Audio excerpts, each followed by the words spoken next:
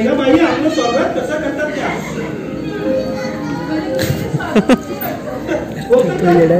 पण ते राधा आत्याच्या भीतीनं म्हणजे मला तुझी परवाच नाही आहे ना.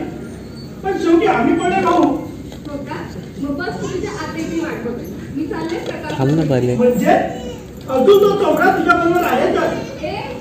खबरदार त्याला चोंडा वगैरे पडायला असतात. आणि मी तुझ्याकडे आहे ना? माझा मोबाईल तुझ्याकडे आहे तू पण भाऊच आहे. पण सतत मला सतावणार. असं काय? मग थांब दाखवतो तुला आता. आई आई हा दादा बोल ना. आई समीर आत ये ना. चल. आत्याचं कर्म निघालंय म्हणजे जायलाच हवं. पण तुला बघतोय नंतर.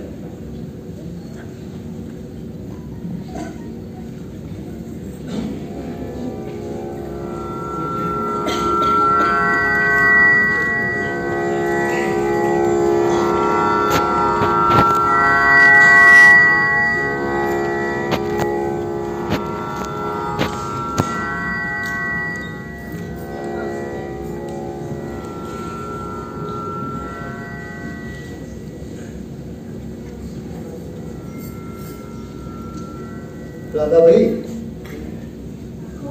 भाऊसाहेब या ना. केव्हा आला? आता बोलला नाही. बोलावंसं वाटतच नाही. राधाबाई माझा मन खरंच मोठा भाग्यवान आहे. अहो तुमचेच मित्र ना. हो. आणि आता दरवाज्यात आलो आणि जे पाहिलं त्यावरून एक विचार आला माझ्या मनात. कोणता विचार आला? मोहनच्या वेळी मी त्याला साखळी गेलो असतो तर माझी सुद्धा अशीच पूजा झाली असती. चांगल्या माणसांची नेहमी पूजाच होत असते. पण पूजा करणारी व्यक्ती श्रद्धावान असली तरच पूजेचं महत्व आलं असतं. पण पूजेचं महत्व वाढवणाऱ्या माणसाच्या मनावर काय बीततं याचा नाही विचार केला तुम्ही? राधाबाई माणूस विज्ञानाच्या सहाय्याने चंद्रावर गेला असता पण अजून मृत्यूवर विजय मिळवता आला नाही त्याला. पण त्या देवानं त्यांच्याऐवजी मला का नाही दिलं? त्याला सुद्धा विचार करावा लागतो. म्हणजे मला कळलं नाही काही. अहो मुलांचा सांभाळ बापापेक्षा आई चांगला करते. आई आणि बाप ह्या दोन्ही जबाबदाऱ्या तुम्ही योग्य रीतीने पार पाडल्या. आपल्याच मदतीवर. मदत नाही कर्तव्य. शिवाय ते पैसे परत घेणार नाही. मदत दुबळ्याला करायची असते. वेळ मात्र करावा. आज तुमच्यावर उद्या माझ्यावर. अगदी वेळेवर उपयोगी पडते. मोहनची शिकवण तोही खूप लोकांच्या उपयोगी पडते. जळणाऱ्या दिव्यासारखा. तुम्ही बसा हं. मी तुम्हाला चहा घेऊन येते. आज नुसता चहा पिणार नाही मी. म्हणजे मिठाई सुद्धा आहे मला. म्हणजे अहो कशाबद्दल? आज येत आहे चिरंजीव तुमचे आणि माझे. अगं बाई खरंच? तेच सांगण्यासाठी आलो होतो. पण काय इथं आल्यावर सगळं विसरून गेले. इथलं दृश्य पाहिलं आणि इथे मी का आलो हे विसरूनच गेलो. अहो पण मी काय म्हणते? चहा आणताय ना? हो हो आणते. बसा ना तुम्ही.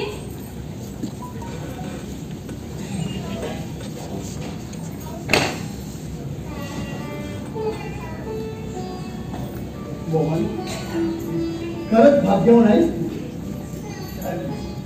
माणसाने जगण्यासाठी मरावं असं लोक मानलं. तुझं मरण हे जगण्यासाठीच होतं. हे आज स्पष्ट. तू जगला इतरांसाठी मात्र मरण करताना स्वतःसाठी. खरं तर मग एक गोष्ट सांगायची तुला. त्याची शोभना आहे ना, पसंत आहे मला ती. तू म्हणून तुझा काय विचार, तुझा काय निराळा विचार असणार मला. माझा विचार तुझा विचार. पण ही तरुण पोरं काय सांगावं तरी सुद्धा ती पोरं आपले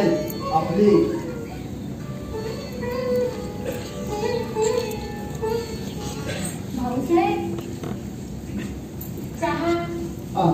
चहा घेतो ना.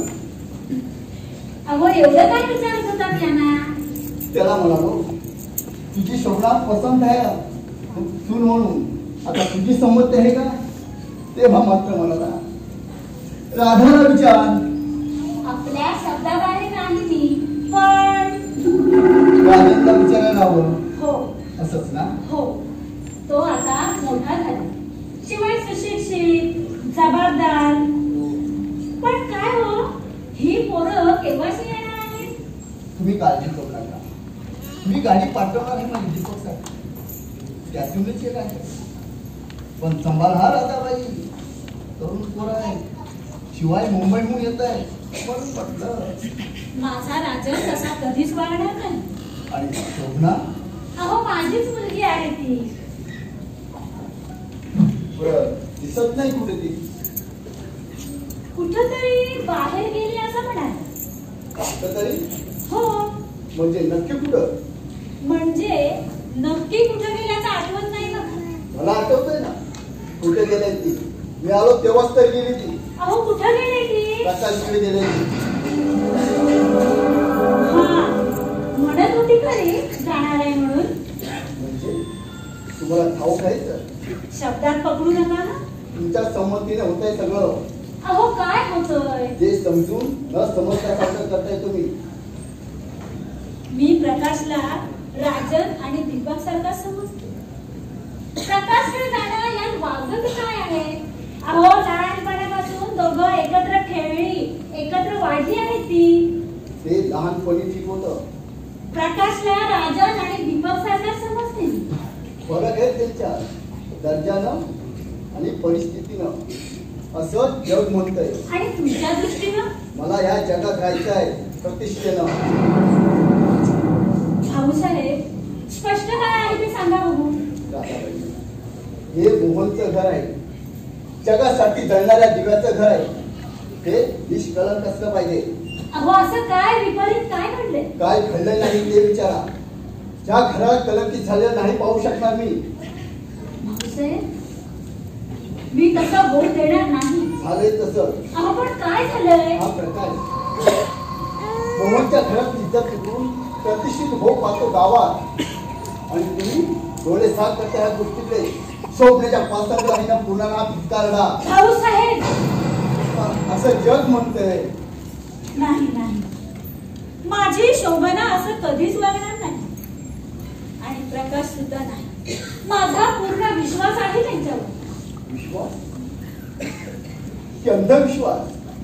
तुम्ही काहीही म्हणा, पण माझी पोरं निष्कलंक आहे. उगाचच तुम्ही त्याला कलंक लावू नका. मी कशाला कलंक लावू? फक्त जग काय म्हणतंय ते सांगितलं. ठीक आहे, जातो मी.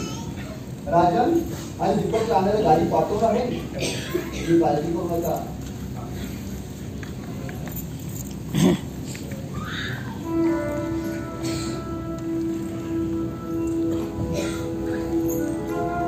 ऐकलंत ना तुम्ही? भाऊसाहेब काय म्हणाले ते ऐकलंत ना तुम्ही? तुमचा विश्वास आहे या गोष्टीवर? नाही ना? मग माझा सुद्धा विश्वास नाही या गोष्टीवर. आपली पोरं असं कधीच करणार नाही, असं कधीच वागणार नाही. आता लोकांच्या बोलण्यावर काय विश्वास करते? आपल्या प्रकाश आणि शोभावर विश्वास आहे ना तुझा? हो, मग झालं तर. पण ते आता कसं बोलले ऐकलंस का तू? ऐकलं मी ते, पण त्याचा बोलवता धंदी वेगळा आहे. आपटे अगं आपण सुजावर शिजण्याचा प्रयत्न केला ना तर ती धुंकी आपल्या तोंडावरती पडते. त्यांची धुंकी त्यांच्या तोंडावर पडेल तेव्हा पडेल, पण त्याआधी बदनामीचे पडसाद उमटतायत त्याचं काय? जाऊ दे ग, तू त्याचा विचार करू नको. मी आलोय ना, बघतो काय करायचं ते. तू राजूच्या स्वागताच्या तयारीला लाग बघू. बर.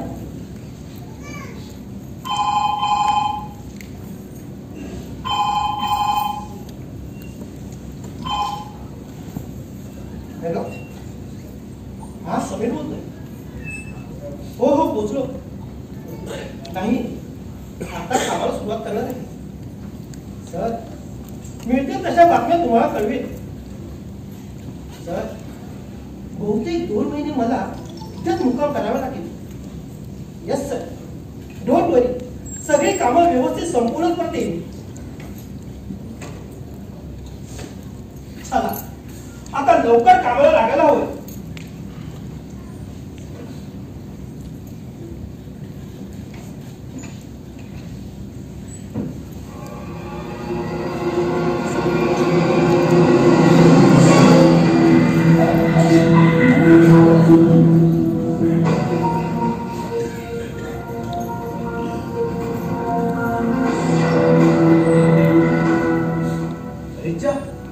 कोणी नाही, रिकामी घर. रिकामी कसं? मास्तर आहेत ना. काय मास्तर, कसं काय?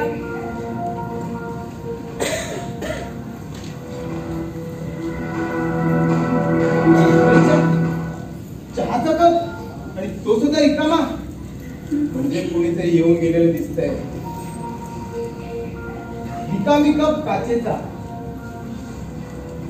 पडला की फुटला, परत उपयोगात यायचा नाही. पण वैद्यपोटी तोंडातून शब्द सुद्धा यायचा नाही. मला सुद्धा अशाच वस्तू आवडतात, न बोलणाऱ्या पण उपयोगी.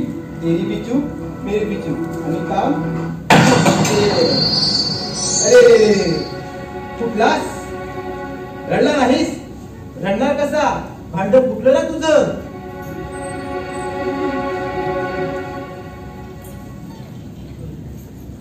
सुहास, तू केव्हा आलास? आताच. आणि हा कप कसा फुटला? सहज मेजावरचं पुस्तक उचलायला गेलो, तो पटकन हात लागला, पडला, फुटला. जाऊ द्या, त्याची ती काय एवढीशी किंमत. माझ्या गरीबाचा संसार आहे हा. म्हणजे मी गरिबी पाहिली नाही? हो, पण विसरलास ते दिवस. कशाला उगाच त्या पटवाटोळीची आठवण काढायची? मी काही तुमच्याकडे जाऊन कुठून पडलं नाही. आवाज दे तर दुसरा आणून देतो. भाऊसाहेबांच्या जीवावर बोलतोस? नाही, स्वतःच्या जीवावर. आणि सकाळच्या वेळेला कोण आलं होतं? माणसांच्या घरात माणसंच येतात. ते खरंच. शिवाय मास्तरांचं घर. हो, तुलाही उपयोग झालाय त्यांचा. ते मी कधी विसरणार नाही. त्याचं काही काम होतं का? एक आनंदाची बातमी सांगायची होती तुम्हाला. आनंदाची बातमी कोणती? आज चिरंजीव येतात तुमचे. हो, कळलंय मला ते. कळलं? कसं? भाऊसाहेब आले होते. अच्छा अच्छा, म्हणजे भाऊसाहेब चहा पिऊन गेले तर. हो, तुला हवाय का चहा? आम्हाला कोण देणार म्हणा. हा, पण ती वेळ येईल एक दिवस. एक दिवस कशाला? तुला आत्ताच चहा आणून देते, पैस तू. दादाबाई, नुसता शिष्टाचाराचा चहा नको मला. मला नाही कळलं तुझ्या बोलण्याचा अर्थ. कळून तरी काय करणार आहात तुम्ही? सरळ सरळ बोल ना. वाकडं बोलायची सवय नाही मला. दादाबाई, माझं दुसरं एक काम होतं तुमच्याकडे. तुझं काम आणि माझ्याकडे? नाही म्हणजे एक काम आहे. आपली शोभना तर मोठी झाली आहे, असं नाही वाटत तुम्हाला? म्हणजे काय म्हणायचं काय तुला? साधा आणि सरळ आहे. ती आता मोठी झाली तेव्हा पुढचा विचार करणारी माणसं आहेत घरात. शिवाय मला राजांचा सुद्धा विचार घ्यायला हवा. मग राजांशी बोलू मी या विषयावर. नको, मीच बोलेन त्याच्याशी. पण काय रे, तुला आज शोभनेची एवढी काळजीशी वाटते? मगाशी सांगितलं ना, मास्तरांची ओळख विसरणार नाही म्हणून. पण शोभना कुठे दिसत नाही. ती गेली प्रकाशकडे. प्रकाशकडे? हो, का तिला जाऊ नये प्रकाशकडे?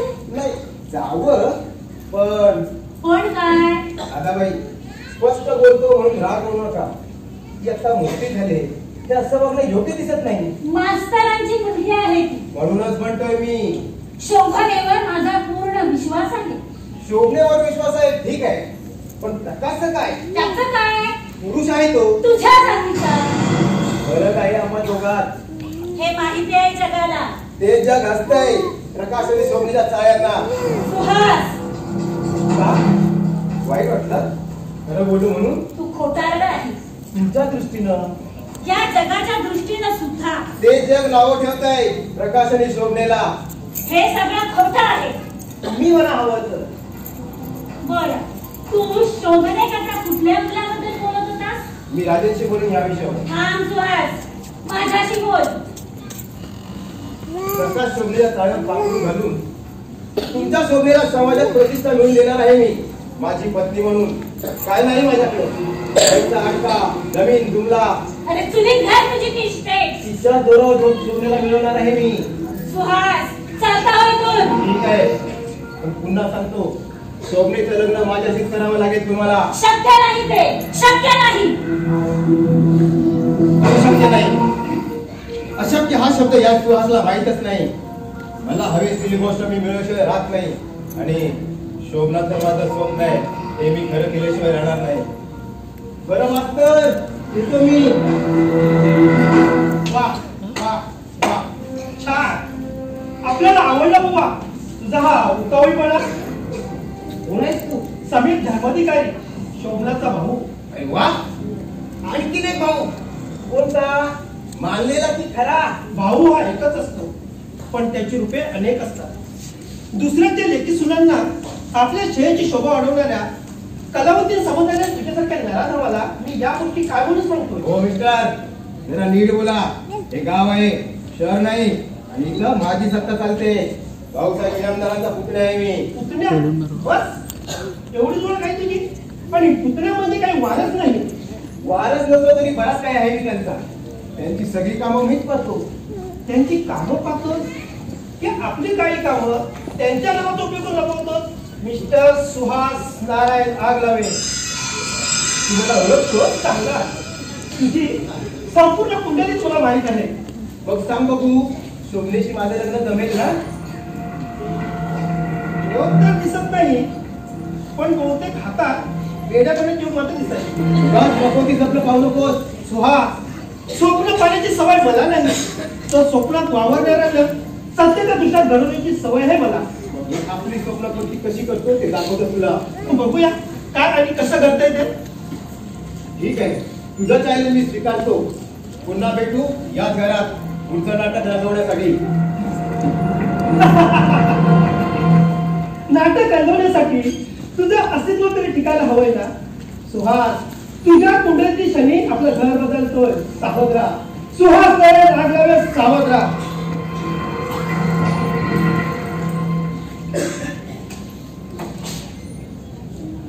हॅलो देशमुख साहेब, तुम्ही आहात ना तिथे? हो हो, मी निघालोच.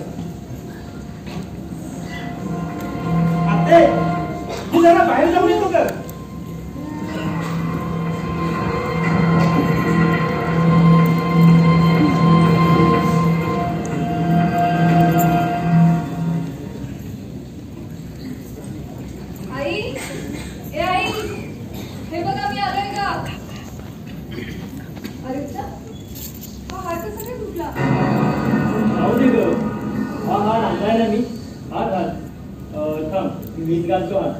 माझ्या मास्तरांची तसबीर आल्याशिवाय राहता नाही. अरे पण हात तुटला कसा? जाऊ दे म्हटलं ना, तुम्हा बायकांना ना नसत्या गोष्टी सगळं बसण्याची भारी सवय. बरं महाशय, लेक्चर मग झाला, आधी हार झाला. जशी आपली आज्ञा.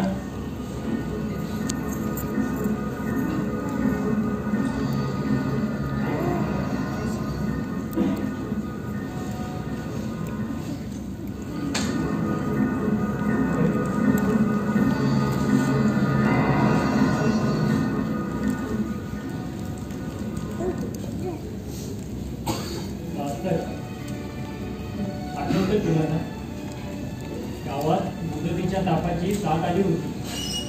माणसं मुंग्यांसारखी मरत होती. गावात यायला डॉक्टरही घाबरत होते.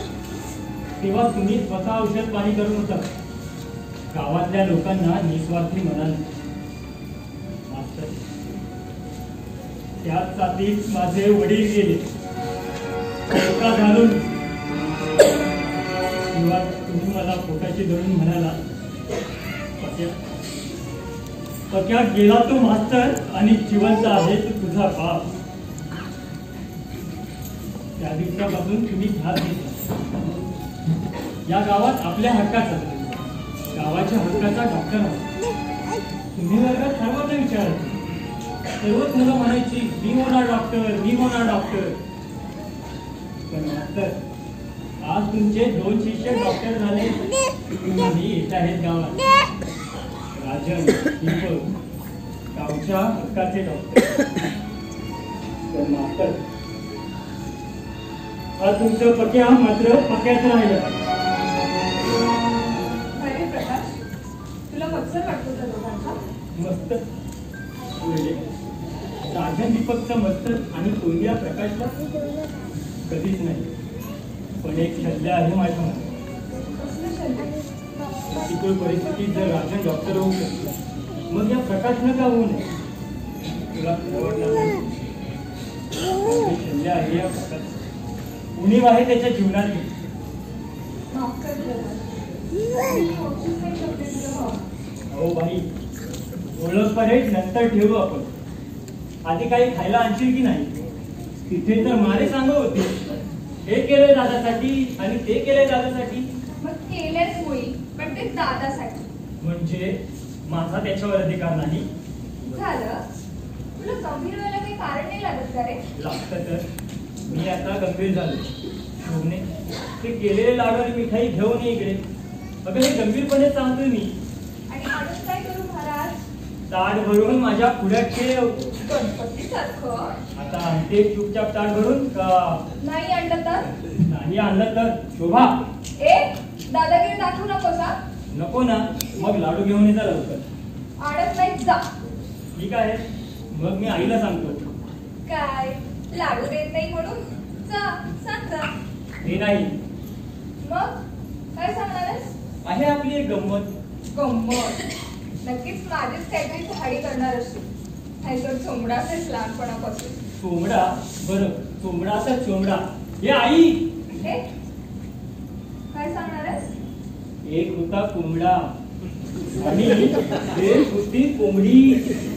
दोघेही रानात आंब्याच्या झाडाखाली गुलुगुलू बोलायची. त्यांना वाटायचं आपल्याला कुणी पाहत नाही, पण पाहत होता एक चोमडा. प्रकाश, आता का मिरची जमली नाकाला? आता तू गप्प बसशील का? आता राजन दीपक यायच्या आधी लाडू देशील का? बरं बाबा देते. आता कसं पाणी वळणावर आलं. मी चोमडा नाही काय? पण काय रे, तुला कसं कळलं? अगं मला सगळं ठाऊक आहे. मांजराला वाटतं आपण डोळे मिटून दूध पिऊ लागलो म्हणजे आपल्याला कोणी पाहत नाही, पण पाहिलं होतं एका चोमड्याने. पण मग बोलला नाहीस कधी? वेळ आल्याशिवाय बोलू नये माणसानं. मग आता कशाला बोंबलतोय? आता वेळ आली आहे, महाराजांची स्वारी येते. नाही प्रकाश, फरक आहे त्यावेळेस आणि आता. म्हणजे काय म्हणायचंय तुला? प्रकाश दीपक डॉक्टर झाला आणि मी अडाणी, शिवाय गरीब. गरीब कशानं? काय कमी आहे तुझ्याकडे? काय आहे माझं? अगं हा प्रकाश आहे म्हणजे सगळं काही आहे तुझ्याकडे. एवढी माया तुझी माझ्यावर? शंका वाटते तुला? शंका नाही रे, भीती वाटते. प्रकाश, माणसाने मृगजळाच्या मागे बोलले असं म्हणतात. बोल ना. एवढी घाबरतेस ते दीपाला? अरे घाबरत नाही रे, पण तू इतक्या जागेला काही सांगू नको. शोभना, इकडे बोल. माझ्यावर विश्वासने वगैरे ठेवू नको, पण एकच सांगतो तुला, हा प्रकाश जीव सुद्धा देईल तुझ्या कल्याणासाठी. शोभना!